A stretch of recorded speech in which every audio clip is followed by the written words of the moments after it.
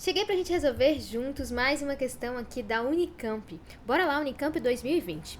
Temos aqui o dicionarista e historiador Ney Lopes, autor do dicionário Bando do Brasil, afirmou em entrevista à revista FAPESP o seguinte. Aí vem um texto, então, retirado aqui de uma entrevista concedida a Cristina Queiroz. Beleza, lá em janeiro de 2019, né? Ótimo, vamos ler então o trecho. Resolvi elaborar um dicionário para identificar os vocábulos da língua portuguesa com origem no universo dos povos bandos, denominação que engloba centenas de línguas e dialetos africanos.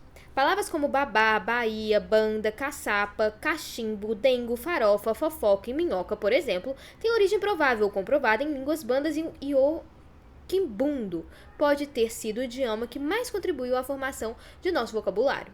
Ao constatar tal quantidade de palavras originárias de idiomas bandos que circulam pelo país, quis comprovar a importância dessas culturas para o contexto nacional.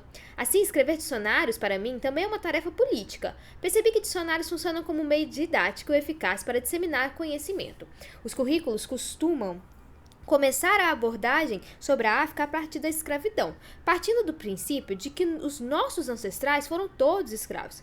Nos ensinamentos sobre o assunto, é preciso descolonizar o pensamento brasileiro, deixando evidente como os grandes centros europeus expoliaram o continente e que hoje a realidade africana é fruto dessas ações. Vamos lá, letra A.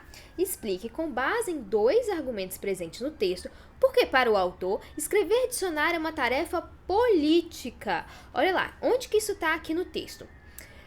Percebi que dicionários funcionam como meio didático eficaz para disseminar conhecimento. Aí, nós temos aqui uma missão. A missão de quê? Vou fazer diferente do currículo da escola. Porque lá no currículo da escola, eles só ficam falando de escravidão, fica parecendo que o pessoal da África se resume a escravo. E não, tem uma cultura muito rica. Eles deixaram um legado pra gente, né? Por meio aí de vários vocábulos da língua portuguesa, a gente consegue perceber isso, né? Essa questão linguística. Além disso, tem a parte anterior. Assim, escrever dicionários para mim também é uma tarefa política. Constatar tal quantidade de palavras originárias de idiomas bandos que circulam pelo país quis provar a importância dessas culturas para o contexto nacional. Então tem uma questão importante para a cultura, mas também tem uma questão de ir contra a cultura tradicional de a escola só focar no período colonial, né? Então é preciso descolonizar. Isso é o que foi dito no texto. Vamos explicar isso aqui agora na alternativa A? Vamos fazer essa questão aberta? Então bora lá.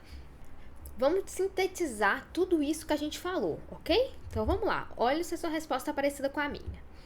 Para o autor, escrever dicionários deve ser encarado como uma atividade política pelo fato de a língua ser um instrumento poderoso de recuperação da memória cultural de um povo, facilitando a propagação do conhecimento de estruturas linguísticas africanas que sustentam as raízes brasileiras.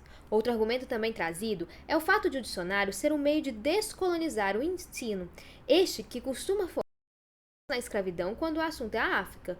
Por meio da obra, o autor traz a perspectiva cultural como centro da discussão, descolonizando a visão negativa propagada em sala de aula. O que você achou? Ficou legal? São esses dois pontos. A gente tem que trazer dois argumentos. Muito cuidado, porque teve gente que vacilou nessa questão lá na época do vestibular, porque trouxe apenas um argumento. Então a gente precisa ter dois.